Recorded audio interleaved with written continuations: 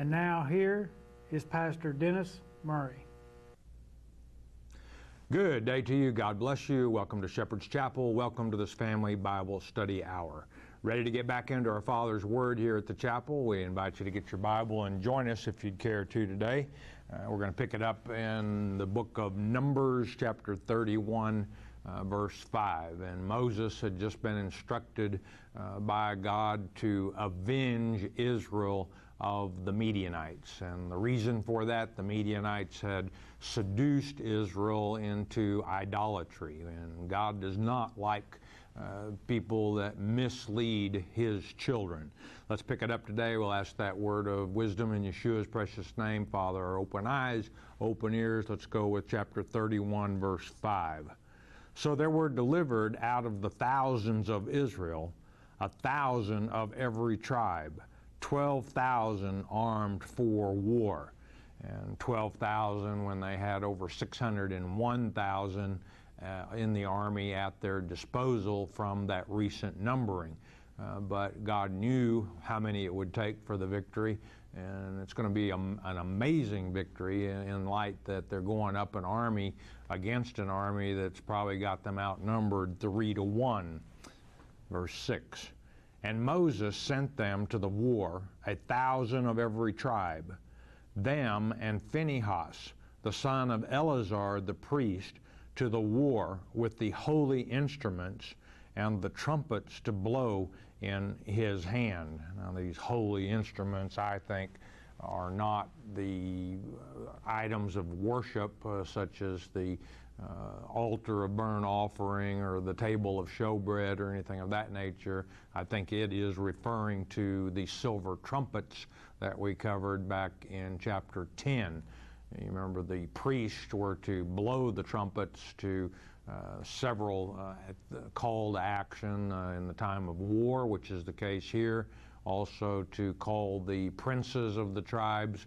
Another signal was given when it was time to break camp and pull up the tent pegs and head for the next place of encampment.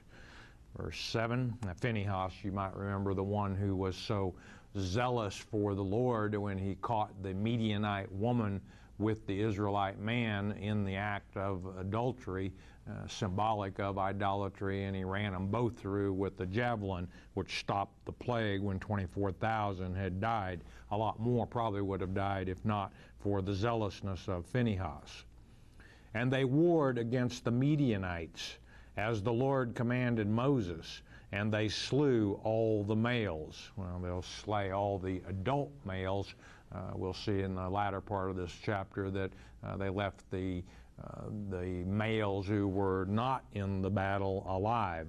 Verse 8, and they slew the kings of Midian, and these were vassal kings of Sihon, king of the Amorites, beside the rest of them that were slain, namely Evi and Rechem and Zur. You may remember him, the father of Cosbi, who was the Midianite woman who Phinehas ran through with the javelin, and Hur and Reba, 5 kings of Midian.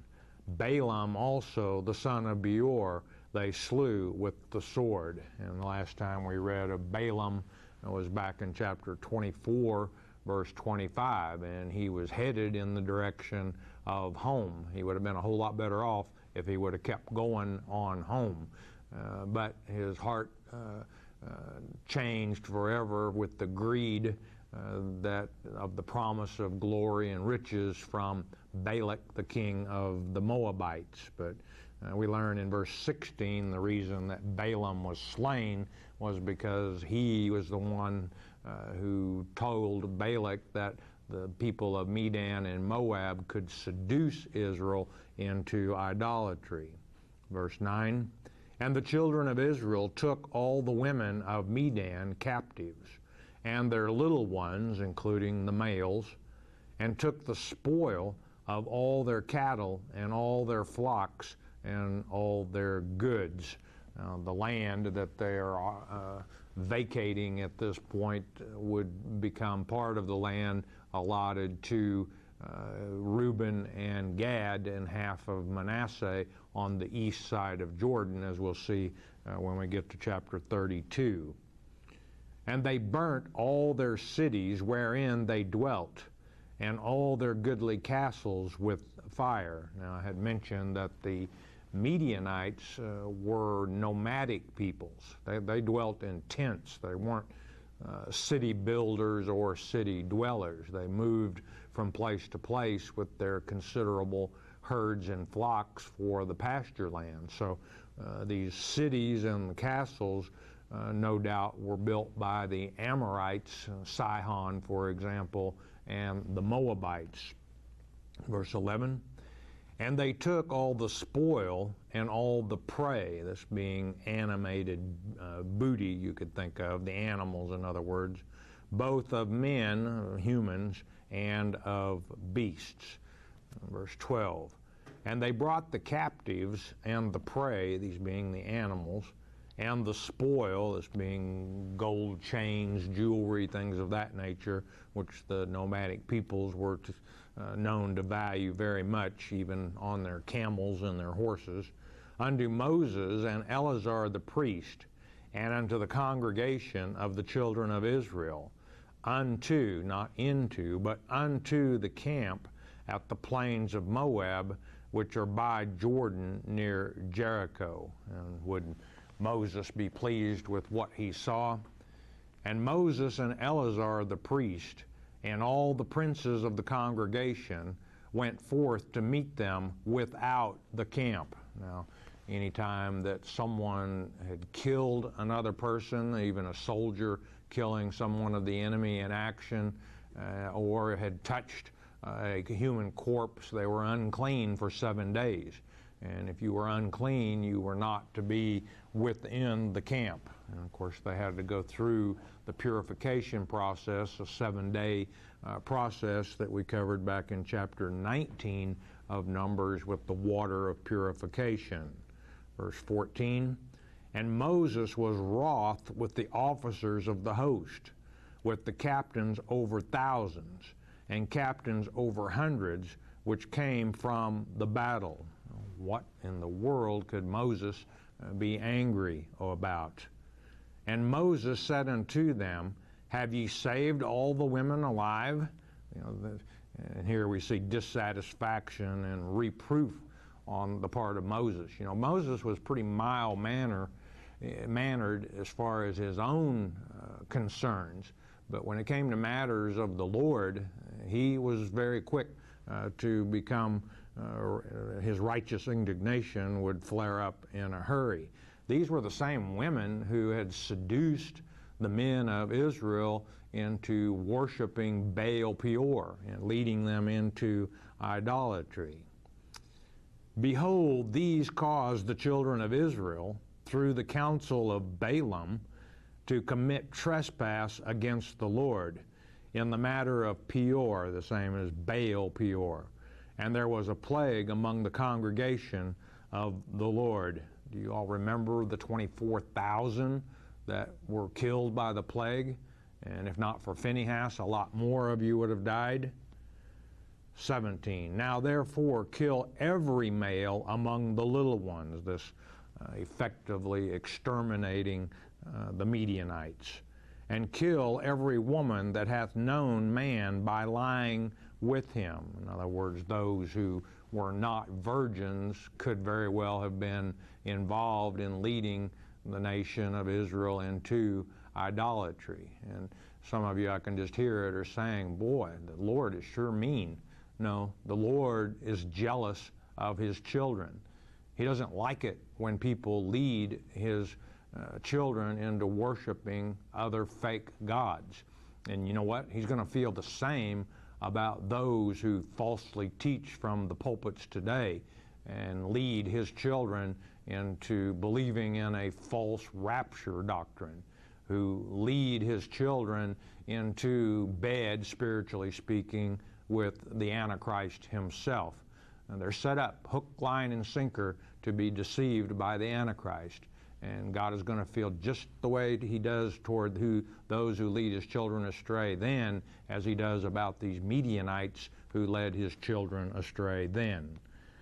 18, But all the women children that have not known a man by lying with him, virgins in other words, keep alive for yourselves. And these, of course, would be made into servants. Verse 19, and do ye abide without the camp 7 days, because they were unclean, those who had been contaminated with death.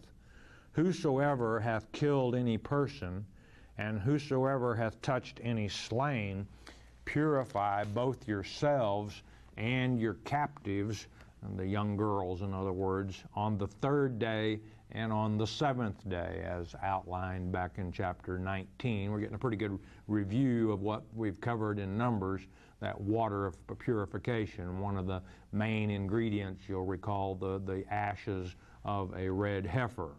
Verse 20, and purify all your raiment, and all that is made of skins, and all work of goat's hair, and all things made of wood, all things that could not be passed through fire. It was necessary for them to be cleansed on the 3rd day and the 7th day in order for them to be considered clean again. Verse 21, and Eleazar the priest said unto the men of war which went to battle, this is the ordinance of the law which the Lord commanded Moses. Verse 22, only the gold and the silver, the brass, and this word in the Hebrew is nekosheth, and it actually is copper, brass being an alloy essentially made of copper and zinc. The iron and tin and the lead, in other words, all metals that could be passed through fire to purify them without melting them or burning them. 23, everything that may abide the fire, ye shall make it go through the fire, and it shall be clean.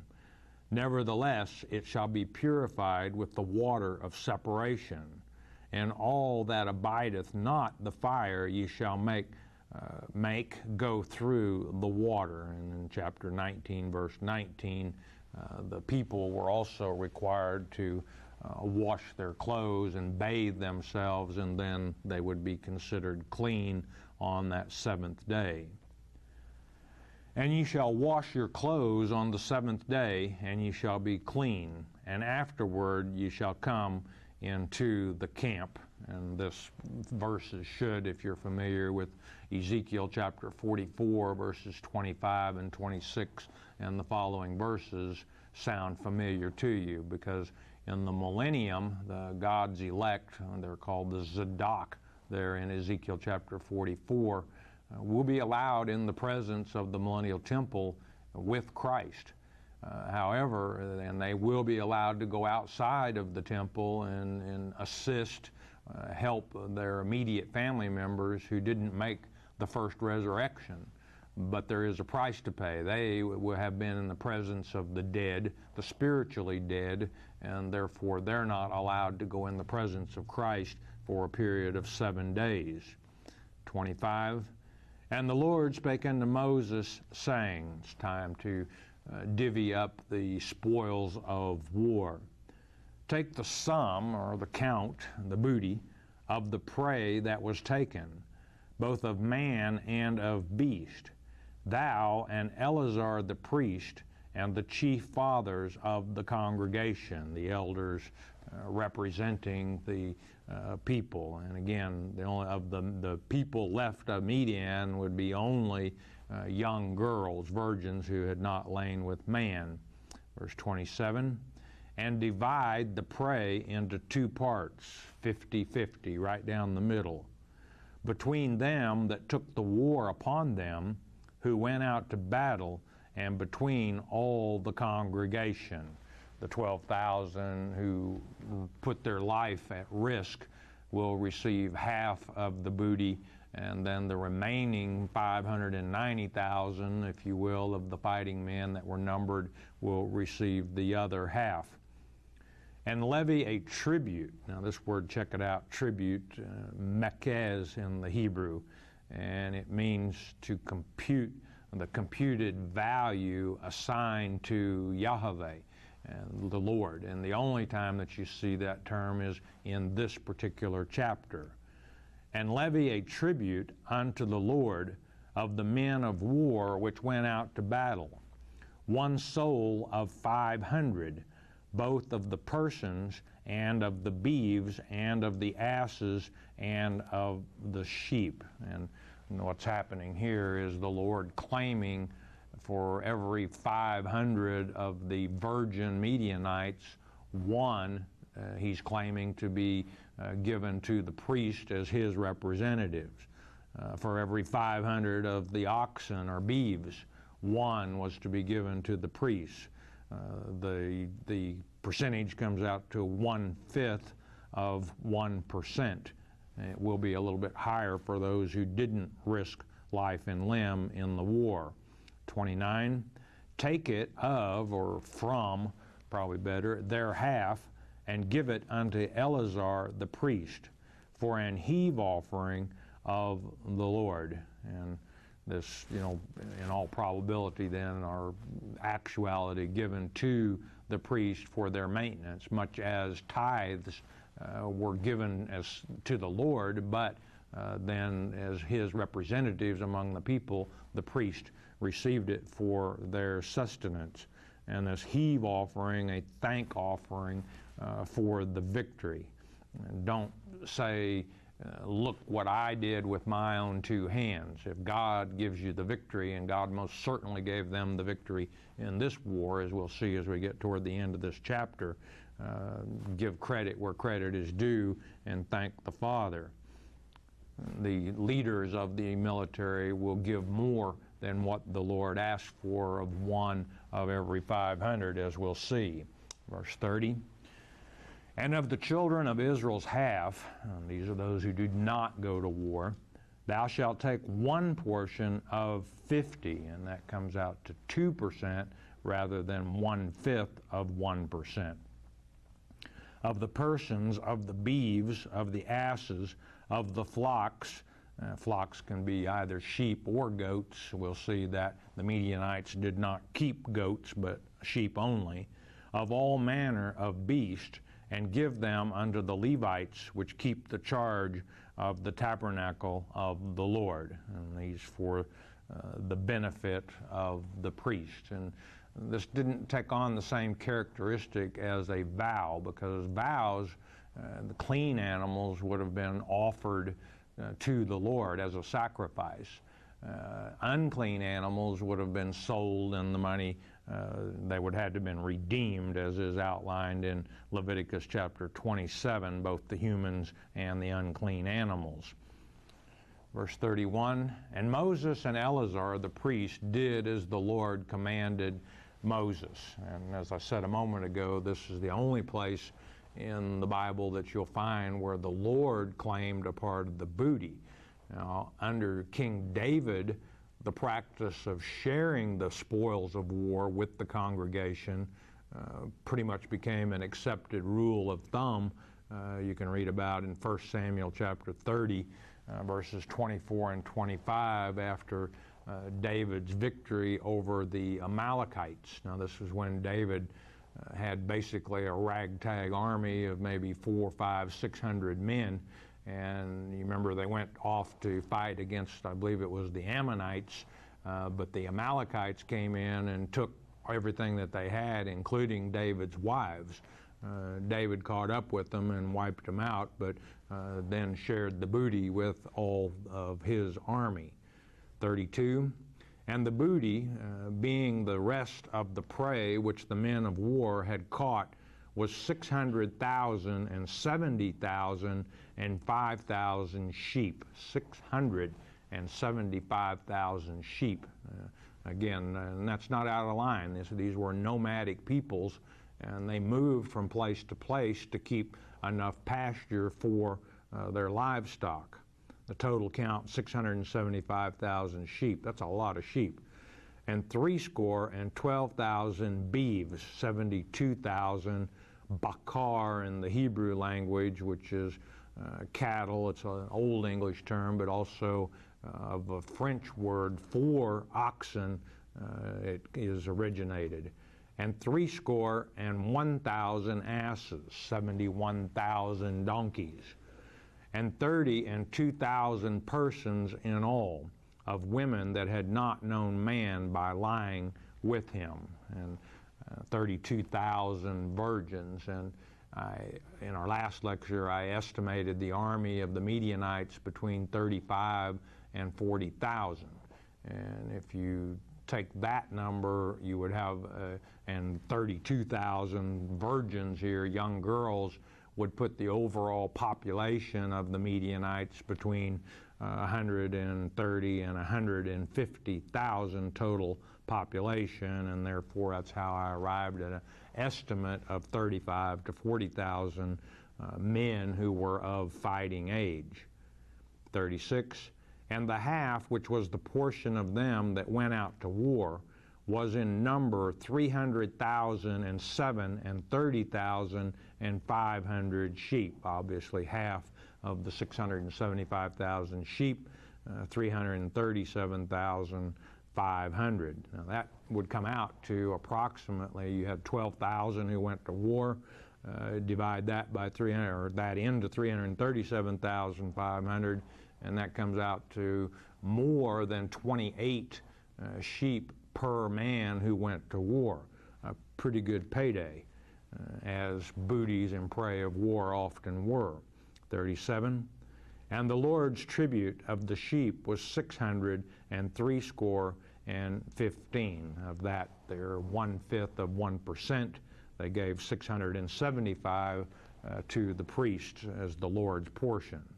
38, and the beeves were 36,000, of which the Lord's tribute was 62, 36,000, 1/2 of 1%, equaling 72 head of the beeves that went to the priest. 39, and the asses were 30,500, of which the Lord's tribute was 61, 30,500 of the asses, the Lord's portion 61 head. Now the asses probably were sold and being unclean animals, and their portion, the value of them, went into the treasury of the sanctuary, no doubt.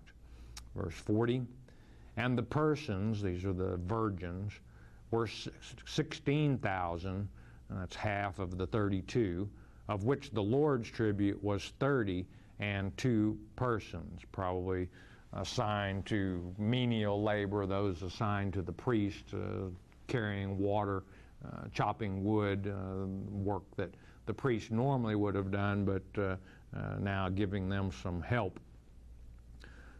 I don't know how they would have divided up the 16,000. You had 12,000 fighting men. Their portion of the virgin slave girls was 16,000. I was curious how they divided them up among themselves. 41. And Moses gave the tribute, which was the Lord's heave offering, unto Eleazar the priest, as the Lord commanded Moses. Remember, these were required. We'll see additional free will offerings given by the leaders of the military in a moment. 42. Of the children of Israel's half, which Moses divided from the men that warred, those who didn't fight, in other words, and note that verses 43 through 46 is parenthetical. It's not in the original manuscripts. Those of you with companion Bibles, you have a note on that. In fact, an appendix in 6 in your companion Bible states this was inserted at a later point in time to explain the context. 43. Now the half that pertained unto the congregation was 300,000 and 30,000 and 7,500 sheep. Again, their half, 337,500. And 36,000 beeves, and 30,000 asses, and 500, and 16,000 persons. Verse 47, even the children of Israel's half, those who did not go to war, Moses took one portion in 50, 2%, both of man and of beast, and gave them unto the Levites, which kept the charge of the tabernacle of the Lord, as the Lord commanded Moses. Now, the priest portion didn't amount to a whole lot when they got 1/5 of 1% of half of the spoils, but this at 2% came out to considerably more, because the 2% that the congregation would have given to the tabernacle or the priest would be 6,750 sheep, 720 cattle or oxen, 610 asses, and 320 of the young maidens. So a considerably higher number. You might ask, well, what in the world would the priest do with all those animals? Well, when they got into the Promised Land, the priest cities, well, in fact, every walled city, the priests were allocated a certain amount of land adjacent to the walls of the city. The larger the city, the more land that was given, because the land depended on how long the walls of the city were. But the priests were not given an inheritance in the land, don't misunderstand, but of course they had to have a place to keep their livestock, and these livestock got them a pretty good start in the Promised Land. 48, and the officers, which were over thousands of the host, the captains of thousands and the captains of hundreds, came near unto Moses. Now these are the officers who led the 12,000 fighting men into war. It's time to take a casualty count. And they said unto Moses, Thy servants have taken the sum, or the count, of the men of war which are under our charge. In the Hebrew, this is under our hand. Today, we would probably more likely say under their command. And there lacketh not one man of us. Wow. Do you understand that? 12,000 went to war against 35 to 40,000 of the Midianites, and they didn't lose one soldier, not one man. I tell you, that's the side I want to be on when we go to war, and we are going into a spiritual war in the very near future. I encourage you to be on the side that God is not going to allow one to be lost. Verse 50. We have therefore brought an oblation, these are the officers, they continue, a voluntary offering for the Lord, what every man hath gotten of jewels, of gold, chains and bracelets, rings, earrings, and tablets, to make an atonement for our souls before the Lord. They're saying here, we just simply are not worthy of God's grace and keeping us alive and all of our men alive when we went into battle. So they're offering as a free, truly a free will offering. God didn't claim part of that. He did claim part of the other booty and prey, and they're doing this of their own accord, giving God the credit for their victory and for the preservation of not only their lives, but the lives of their men as well. 51, and Moses and Eleazar the priest took the gold of them, even all the wrought jewels. 52, and all the gold of the offering, the heave offering, that they offered up to the Lord, of the captains of thousands and of the captains of hundreds, was 16,750 shekels. That's a lot of gold, my friends. 53, for the men of war had taken spoil, every man for himself, the spoils of war. And you know, at this time, often men would offer themselves up as mercenaries. I don't think very much of mercenaries as far as soldiers, but they would literally make themselves available to fight for a particular nation in hopes that they would be able to take some of the spoils and the booty of war. They'd risk their life for the opportunity to share in the booties and spoils of war. 54, And Moses and Eleazar the priest took the gold of the captains of thousands and of hundreds and brought it into the tabernacle of the congregation for a memorial for the children of Israel before the Lord, no doubt placed in the treasury of the sanctuary. Now, chapter 32, we have a little situation comes up now. The land, a lot of it on the east side of Jordan, has been vacated by the war with the Midianites. And Reuben and Gad and half Manasseh had a lot of cattle and flocks, and they saw that the land was good, had a lot of water, and they said, let us take our land here on this side of the Jordan. Let's get started in chapter 32, verse 1. Now the children of Reuben and the children of Gad had a very great multitude of cattle.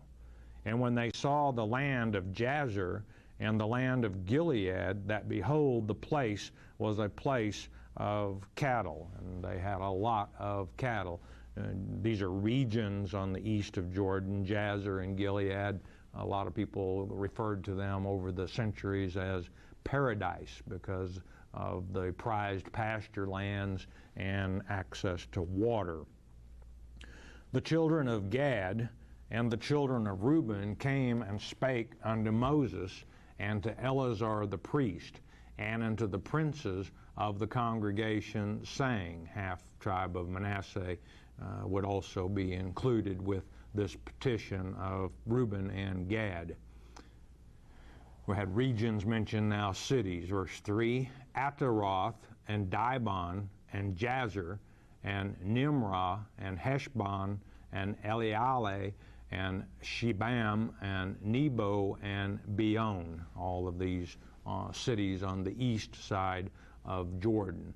Verse 4, even the country which the Lord smote. Who smote the country of the Midianites? Well, remember, they didn't lose one soldier on the Israelites' army, so pretty obvious who smote them. Before the congregation of Israel is a land for cattle, and thy servants have cattle, plenty of pasture, plenty of water.